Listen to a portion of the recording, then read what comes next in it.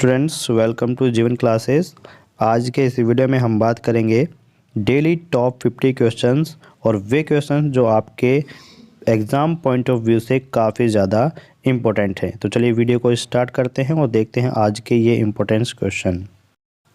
आपके सामने पहला क्वेश्चन है, बंगाल का कौन सा राजवंश कन्नौज के त्रिकोणात्मक संघर्ष में भागीदार था? तो बंगाल का ऐसा कौन सा राजवंश था जो कन्नौज के त्रिकोणात्मक संघर्ष में भागीदार रहा? वो था पाल वंश। नाम याद रखिए, पाल वंश। विजयनगर के चौथे राजवंश अराविडू वंश की स्थापना तिरुमल ने की थी, बट आपको ये बताना है कि वो स्थापना कब हुई थी। तो 1570 में विजयनगर के चौथे राजवंश अराविडू वंश की स्थापना तिरुमल के द्वारा की गई थी। नेक्स्ट है कि नगर इतनी पूरी तरह उजड़ गया कि नगर की इमारतें, महल और आसपास के इलाकों में एक बिल्ली तो क्या, एक कुत्ता तक नहीं बचा। तो सुल्तान मोहम्मद बिन तुगलक ने जब राजधानी को स्थानांतरित किया था, यानी कि बदला था, तो तब इनके बारे में ये वाक्य किसने व्यक्त किया था? ये आपका क्वेश्चन है। तो नगर इतनी पूरी तरह उजड़ गया कि नगर की इमारतें, महल और आसपास के इलाकों में बिल्ली तक तो क्या, एक कुत्ता नहीं बचा। तो सुल्तान मोहम्मद बिन तुगलक ने जब अपनी राजधानी को बदला था, तो तब जियाउद्दीन बर्नी ने ऐसा उनके विरुद्ध कहा था, वाक्य का प्रयोग किया था। नेक्स्ट में आप देख सकते हैं कि किसके नेतृत्व में 1937 में अखिल भारतीय राष्ट्रीय शिक्षा सम्मेलन का आयोजन किया गया। तो नाम याद रखिएगा, महात्मा गांधी के नेतृत्व में 1937 में अखिल भारतीय राष्ट्रीय शिक्षा सम्मेलन का आयोजन किया गया था। नेक्स्ट है, शिशुनाग वंश के किस शासक के समय वैशाली में द्वितीय बौद्ध संगीति का आयोजन किया गया? तो काल अशोक के समय में बौद्ध धर्म की जो द्वितीय बौद्ध संगीति थी, उसका आयोजन हुआ था। कहाँ पर हुआ था? वैशाली में। और काल अशोक किस राजवंश के शासक थे? शिशुनाग वंश। ठीक है, तो यहाँ से 3 क्वेश्चन आपके बन जाते हैं। नेक्स्ट क्वेश्चन, उस मुगल महारानी का नाम बताएं जिसका नाम फरमानों या सिक्कों पर अंकित होता था। तो एक ऐसी मुगल महारानी जो अपना नाम किसी भी चिट्ठी और सिक्कों पर अंकित कराती थी, तो वो है नूरजहां। हर सिक्के, हर फरमान यानी कि हर चिट्ठी पर उसका नाम होता था। नेक्स्ट क्वेश्चन देख लेते हैं।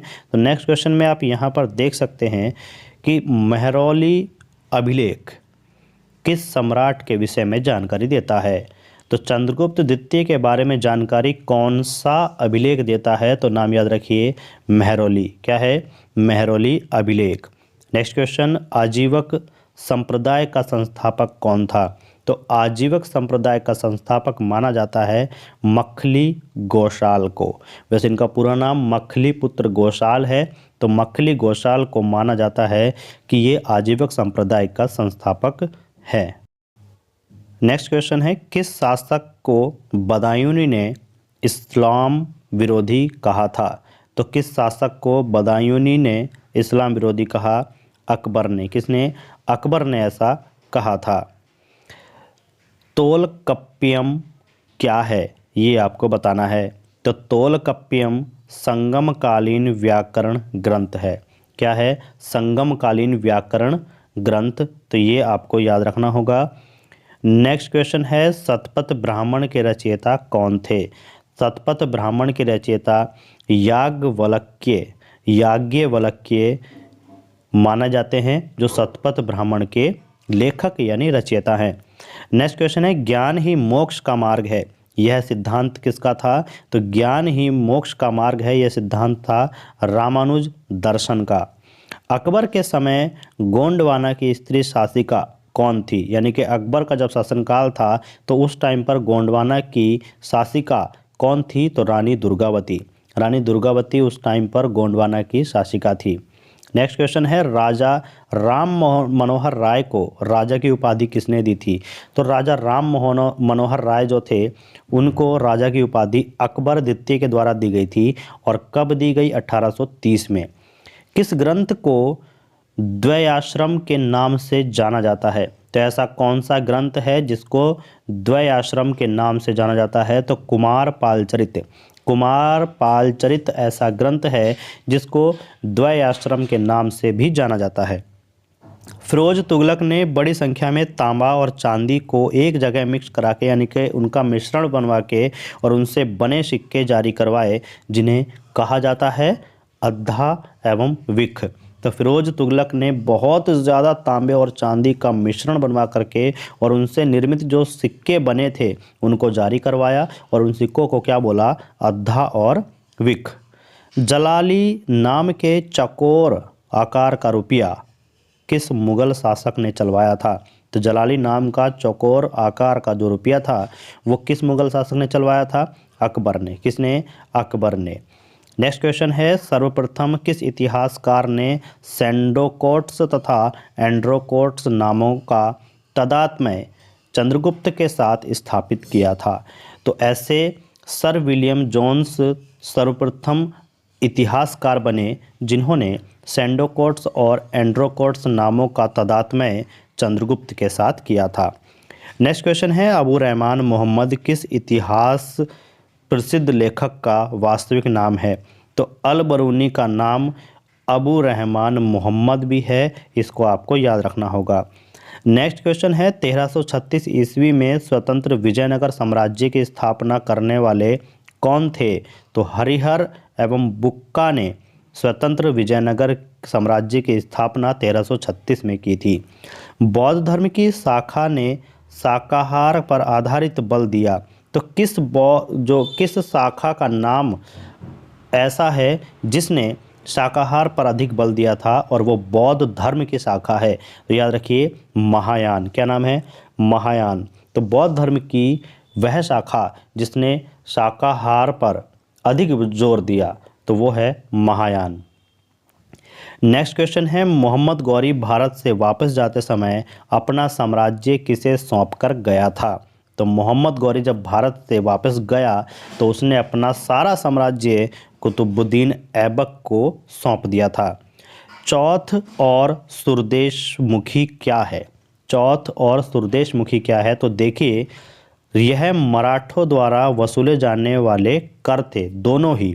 तो एक कर जिसका नाम चौथ है उसको राजस्व का चौथ कहा जाता था और जो सरदेशमुखी है उसमें राजस्व का 10% वसूल किया जाता था। यानी कि चौथ जो बोला जाता था वो राजस्व का चौथा भाग और सरदेशमुखी राजस्व का 10% भाग बोला जाता था। शाहजहां द्वारा निर्मित दो प्रमुख मस्जिदों के नाम बताइए। तो ऐसी दो मस्जिद जो शाहजहां द्वारा निर्मित है तो मोती मस्जिद जो कि आगरा में है और जामा मस्जिद जो कि दिल्ली में स्थित है।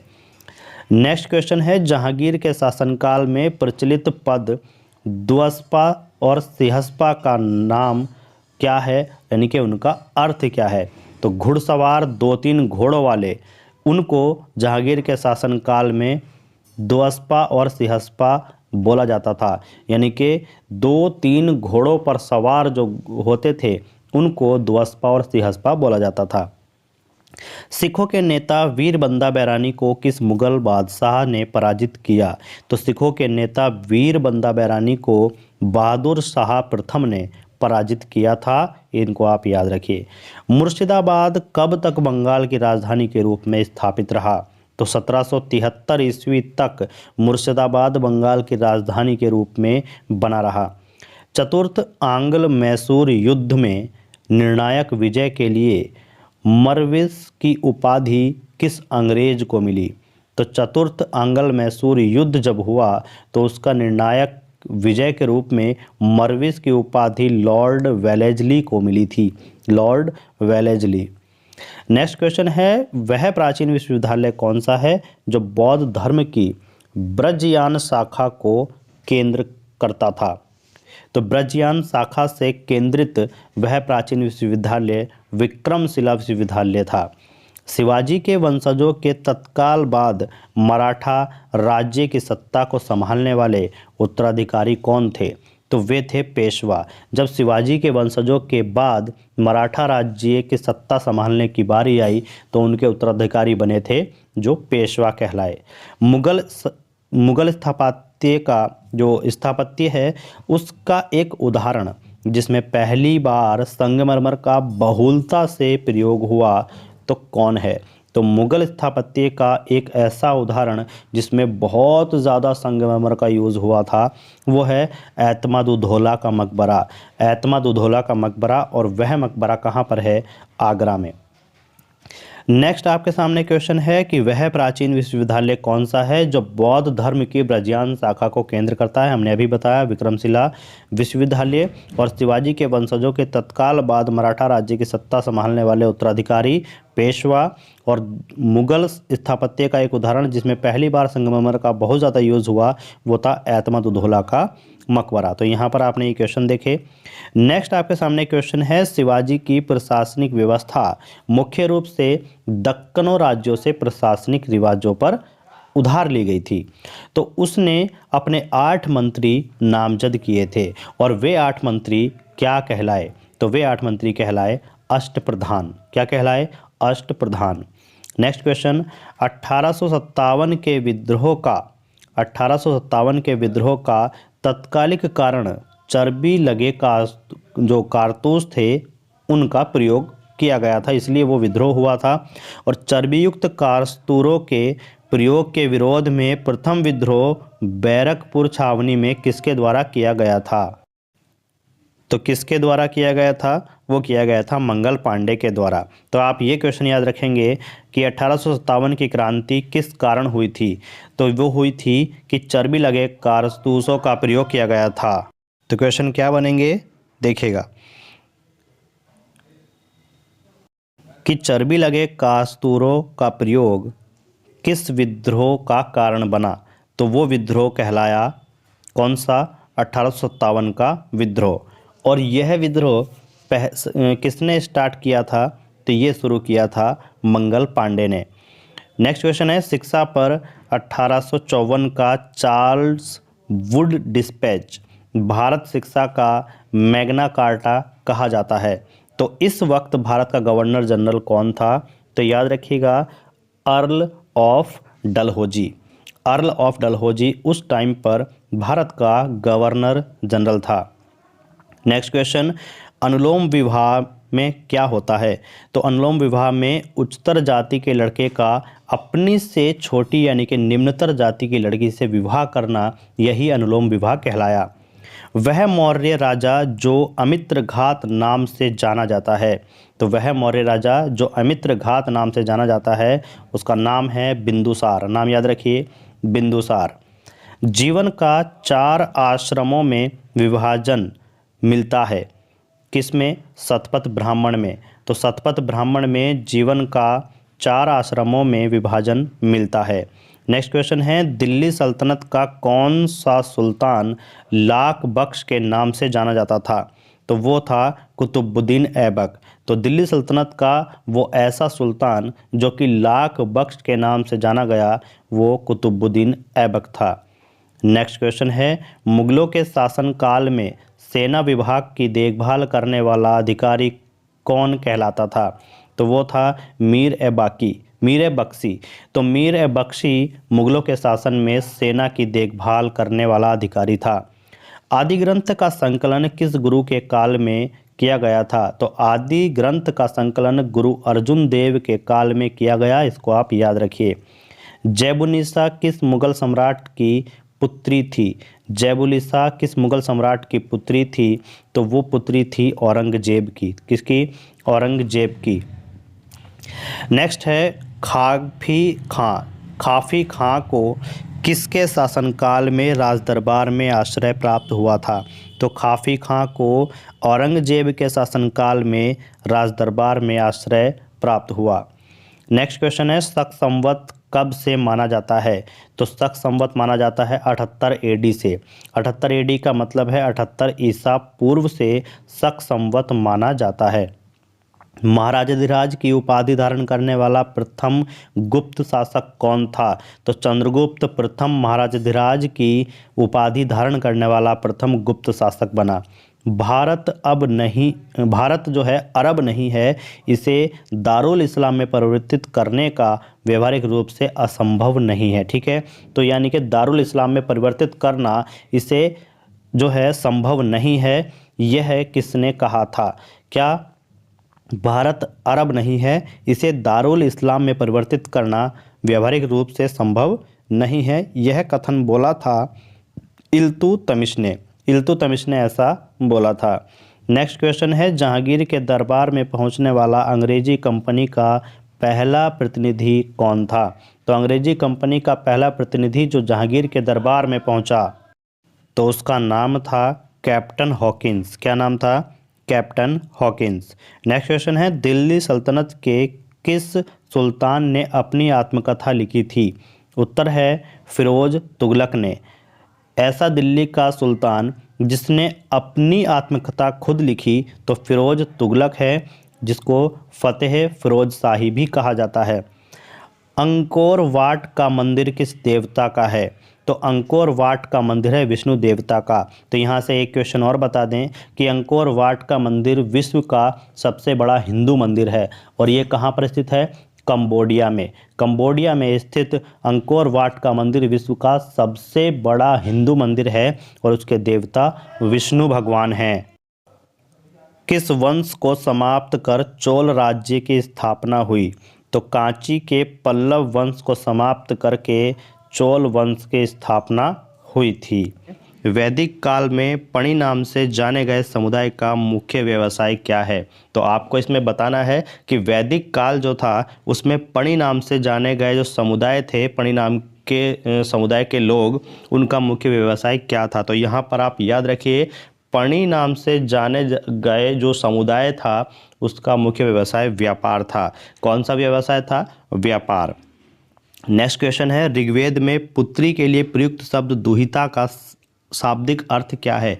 देखिए, ऋग्वेद में पुत्री को दुहिता कहा जाता था। क्या शब्द कहा जाता था? दुहिता। यानी कि हम जैसे पुत्री बोलते हैं तो पुत्री को वहाँ पर दुहिता बोला जाता था।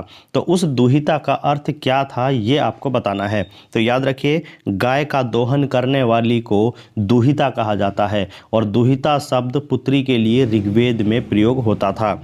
नेक्स्ट क्वेश्चन आपके सामने है, संगम युग में तमिलों का सर्वाधिक लोकप्रिय देवता कौन था? तो संगम युग में तमिलों का सर्वाधिक लोकप्रिय देवता मुरुगन था। क्या नाम है? मुरुगन। तो इस नाम को याद रखिए कि संगम युग जब था तो उसमें तमिल थे और तमिलों का सर्वाधिक लोकप्रिय देवता कौन था? मुरुगन। ओके, नेक्स्ट क्वेश्चन आपके सामने है, पाटलिपुत्र नामक नगर की स्थापना किसने की थी? मोस्ट इंपॉर्टेंट क्वेश्चन है दोस्तों। पाटलिपुत्र नामक स्थान की स्थापना किसने की थी जो वहाँ पर वो नगर बसा हुआ था? तो पाटलिपुत्र नाम का जो भी नगर था उसकी स्थापना उधन ने की थी। क्या नाम है? उधन। मगध का प्रथम राजवंश कौन था? देखिए, मगध में जो राजवंश था, कौन सा वंश था, उसका नाम आपको बताना है कि प्रथम राजवंश का नाम क्या था। तो प्रथम राजवंश था हर्यक वंश। याद रखिए, मगध का प्रथम राजवंश हर्यक वंश था। बुद्ध द्वारा गो हत्या को बौद्ध मतावलंबी क्या कहते हैं? देखिए, बुद्ध द्वारा गो हत्या को जो बौद्ध मतावलंबी लोग हैं वो क्या कहते हैं? तो उसको कहा जाता है महाभिनिष्क्रमण। क्या बोलते हैं? महाभिनिष्क्रमण। नेक्स्ट क्वेश्चन, सल्तनत काल में अश्वशाला के प्रधान को क्या कहा जाता था? जो सल्तनत काल का समय था उसमें अब जो अश्वशाला रहती थी उसका जो प्रधान होता था उसको क्या बोला जाता था? बोलते थे अमीर ए आखूर। क्या बोलते थे? अमीर ए आखूर। नेक्स्ट क्वेश्चन है, खालसा पंथ की स्थापना तथा एक धर्माचार जिसका नाम है पाहुल, उसको किस सिख गुरु ने चलाया था? जो खालसा पंथ है उसकी स्थापना किसने की थी? और एक धर्माचार है जो है पाहुल, उसको किस सिख गुरु ने चलाया था? तो नाम याद रखिए, वो सिख गुरु हैं गुरु गोविंद सिंह। क्या नाम है? गुरु गोविंद सिंह। नेक्स्ट क्वेश्चन है, विशिष्टता द्वैत के प्रवर्तक कौन थे? विशिष्टता द्वैत के प्रवर्तक कौन थे? ये क्वेश्चन काफ़ी बार पूछा जा चुका है। तो विशिष्ट द्वैत के प्रवर्तक का नाम है रामानुजाचार्य। क्या नाम है? रामानुजाचार्य। नेक्स्ट क्वेश्चन प्रश्न है, नायाब ए मामलिकात नामक पद का सृजन सल्तनत काल में किसने किया? नायब ए मामलिता, यह है नायब ए मामलिकात। तो नायब ए मामलिकात नामक जो पद है उसका सृजन सल्तनत काल में किसने किया? तो ये नाम याद रखिएगा, मुइज़ उद्दीन बहराम शाह ने। ठीक है, मुइज़ उद्दीन बहराम शाह ने नायब ए मामलिकात नामक पद का सृजन सल्तनत काल में किया था। नेक्स्ट आपके सामने क्वेश्चन है, मुगल काल में लोक निर्माण विभाग जिसको पब्लिक वर्क्स डिपार्टमेंट बोलते हैं उसको क्या कहा जाता है? तो मुगल काल में लोक निर्माण विभाग यानी पब्लिक वर्क डिपार्टमेंट को शोहरत ए आम कहा जाता था। क्या कहा जाता था? शोहरत ए आम। नेक्स्ट क्वेश्चन है, बंगाल के किस नवाब ने अपनी राजधानी मुर्शिदाबाद के परिवर्तित करके मुंगेर कर दी थी? तो बंगाल का ऐसा कौन सा नवाब था जिसने अपनी राजधानी मुर्शिदाबाद से बदलकर मुंगेर कर दी थी? तो वो नाम था मीर कासिम। मीर कासिम ने बंगाल की जो राजधानी थी मुर्शिदाबाद उसको बदल करके मुंगेर कर दिया था।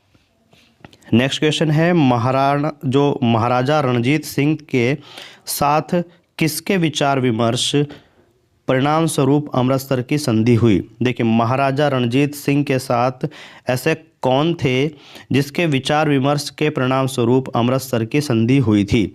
तो वो थे sir Charles Metcalfe. Sir Charles Metcalfe जिसके साथ महाराजा रणजीत सिंह के साथ उनके विचार विमर्श के परिणाम स्वरूप जो अमृतसर है उसकी संधि हुई थी। तो सर चार्ल्स मेटकॉफ याद रखिएगा। नेक्स्ट क्वेश्चन है, किस शासक के शासनकाल में बहमनियों ने अपनी राजधानी गुलबर्गा से स्थानांतरित कर बीदर बनाई थी? तो देखिए, कौन सा ऐसा शासक था जिसके शासनकाल में जो बहमनियों होते हैं उन्होंने अपनी राजधानी गुलबर्गा से बदलकर बीदर बनाई थी? तो उसका नाम है अहमद शाह। क्या नाम है? अहमद शाह। नेक्स्ट क्वेश्चन है, सोमनाथ मंदिर पर महमूद गजनबी के आक्रमण के समय वहाँ के शासक कौन थे? तो सोमनाथ मंदिर पर महमूद गजनबी ने जब आक्रमण किया था तो वहाँ के शासक थे भीम प्रथम। क्या नाम है? भीम प्रथम। नेक्स्ट क्वेश्चन है, आजीवक संप्रदाय के संस्थापक कौन थे? मोस्ट इंपोर्टेंट क्वेश्चन है, आजीवक संप्रदाय के संस्थापक कौन थे? नाम याद रखिएगा, मखली गोशाल। क्या नाम है? मखली गोशाल। नेक्स्ट क्वेश्चन आपके सामने है, अंग्रेजों के शासनकाल में भारत के आर्थिक दोहन के सिद्धांत का प्रतिपादन किसने किया था? तो अंग्रेजों के शासनकाल में भारत के आर्थिक दोहन के सिद्धांत का प्रतिपादन जो किया था वो किया था दादा भाई नौरोजी ने poverty and un British rule in India नामक अपनी पुस्तक में। तो दादा भाई नौरोजी ने जो है poverty and un British rule in India नामक पुस्तक में इसका प्रतिपादन किया था। नेक्स्ट क्वेश्चन है, रॉलेट एक्ट भारत में कब लागू किया गया था? रॉलेट एक्ट भारत में कब लागू किया गया था? इम्पोर्टेंट है, 1919 में, यानी कि 1919 में रॉलेट एक्ट भारत में कब लागू किया गया? तो 1919 में, याद रखिएगा। विक्रम संवत कब से प्रारंभ हुआ? तो विक्रम संवत प्रारंभ हुआ था 58 ईसा पूर्व से। 58 ईसा पूर्व से विक्रम संवत प्रारंभ हुआ था। नेक्स्ट है, बनावली एक प्राचीन स्थल है जहां 1973-1974 ईस्वी की खुदाई में सिंधु सभ्यता के अवशेष मिले थे। यह स्थल भारत के किस राज्य में स्थित है? देखिए, जो एक प्राचीन स्थल है बनावली, जहां पर जब खुदाई की गई तो सिंधु सभ्यता के कुछ अवशेष मिले थे, तो वो स्थल भारत में किस राज्य में स्थित है? याद रखिए, हरियाणा में बनावली प्राचीन स्थल है जहां से सिंधु सभ्यता के अवशेष मिले थे। नेक्स्ट क्वेश्चन है, फुतुह उस सलातीन की रचना किसने तथा कब की? तो फुतुह उस सलातीन की जो रचना की थी वो इसामी ने 1350 ईस्वी में की थी। इस नाम को और ये जो सन दिया हुआ है इसको याद रखिएगा। नेक्स्ट क्वेश्चन आपको याद रखना है, कौन सा मुगल शासक शाहिदर वेश जो शाही दरवेश है और जिंदा पीर के नाम से जाना जाता है।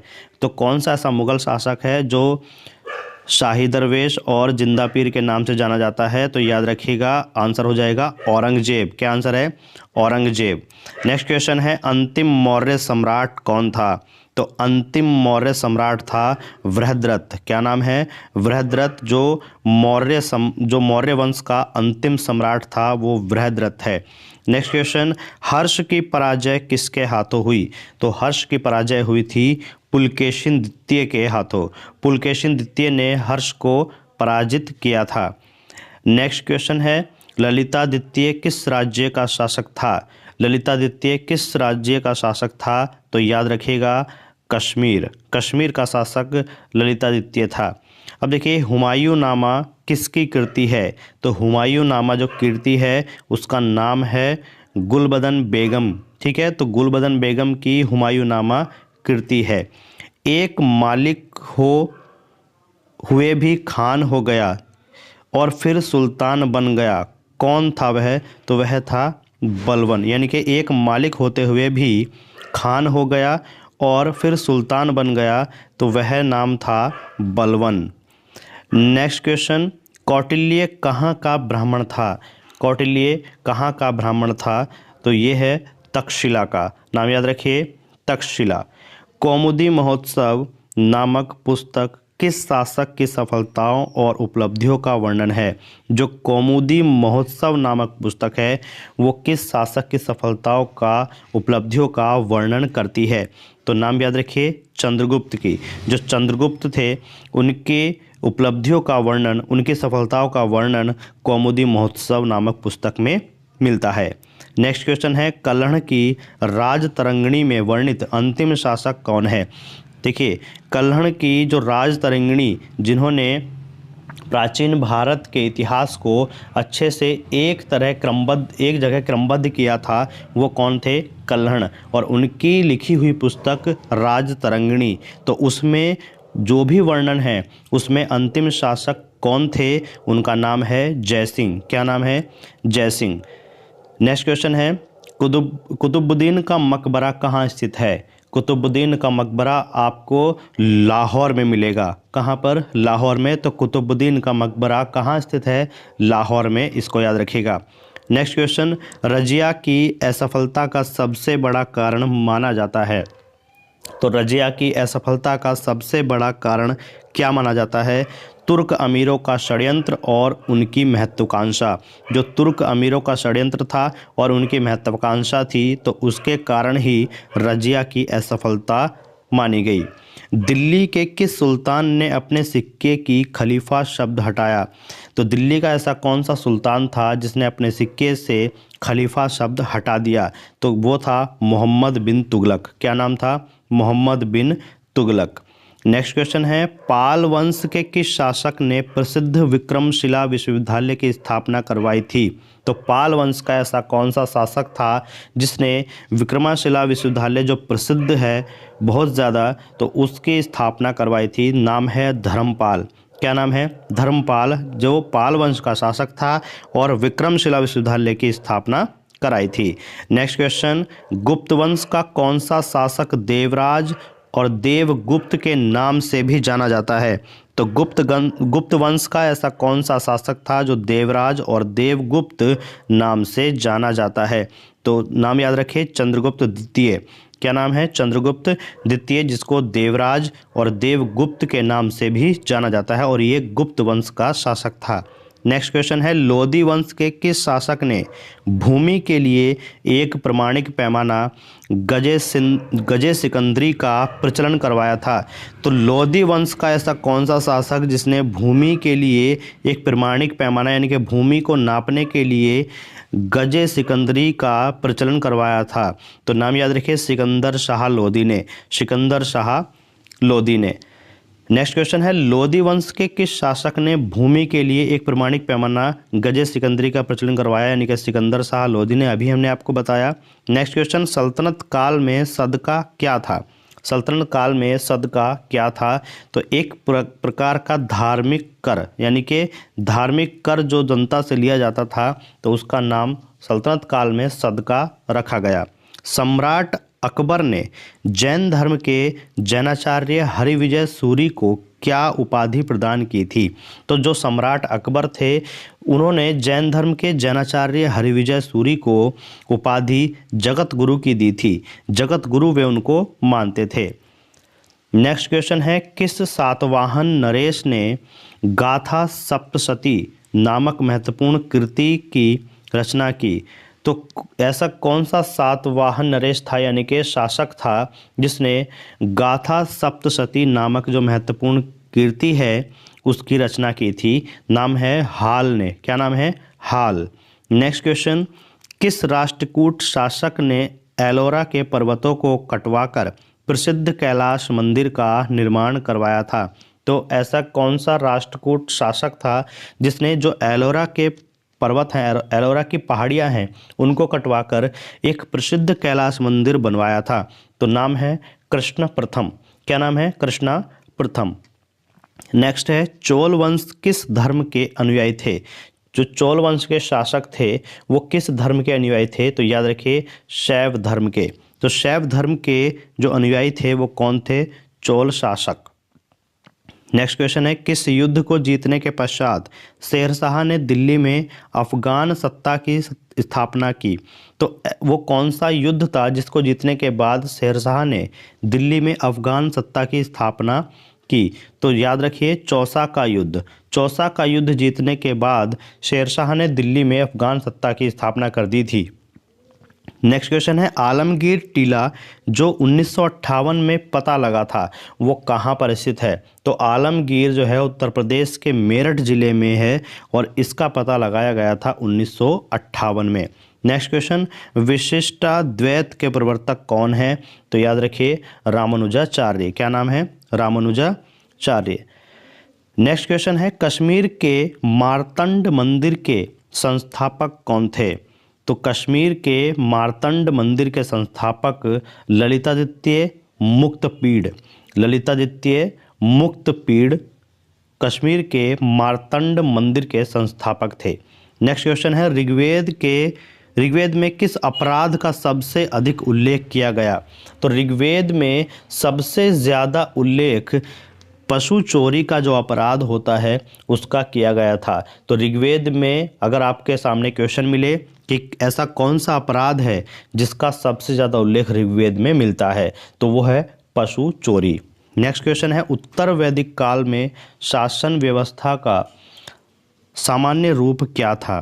तो उत्तर वैदिक काल में शासन व्यवस्था का सामान्य रूप था राजतंत्र। क्या था? राजतंत्र। नेक्स्ट क्वेश्चन, मिस्र के शासक टोलेमी ने डायोनिसियस को दूत बनाकर भारत के किस शासक के पास भेजा था? तो देखिए टोलेमी जो था एक शासक था जो मिस्र का शासक था। ठीक है, याद रखिए यहाँ से क्वेश्चन बन जाता है कि टोलेमी कहाँ का शासक था? तो याद रखिए मिस्र का। और टोलेमी का राजदूत कौन था? डायोनियस। और डायोनियस जो है भारत के किस शासक के पास आया था, यानी कि किस शासक के दरबार में आया था? तो याद रखिए बिंदुसार के दरबार में। क्या नाम है? बिंदुसार के दरबार में। नेक्स्ट क्वेश्चन, अभिलेखों में देवनाम प्रिय तथा प्रियदर्शी किस शासक को कहा गया? तो जो भी अभिलेख हैं उसमें देवनाम प्रिय और प्रियदर्शी को किस शासक को उपाधि दी गई? तो इस नाम से किस शासक को नवाजा गया? वो है अशोक। अशोक को देवानाम प्रिय और प्रियदर्शी कहा जाता था। प्रश्न है, किस बौद्ध भिक्षु के प्रभाव से अशोक का धर्म परिवर्तन हुआ?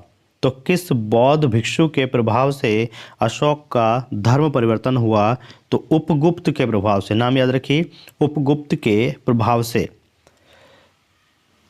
तो ये थे आज के टॉप 50 क्वेश्चंस जो आपने देखे। वीडियो पसंद आई हो तो वीडियो को लाइक और शेयर कर दीजिएगा। चैनल को सब्सक्राइब करिएगा। Thank you, thanks for watching. मिलते हैं नेक्स्ट वीडियो में।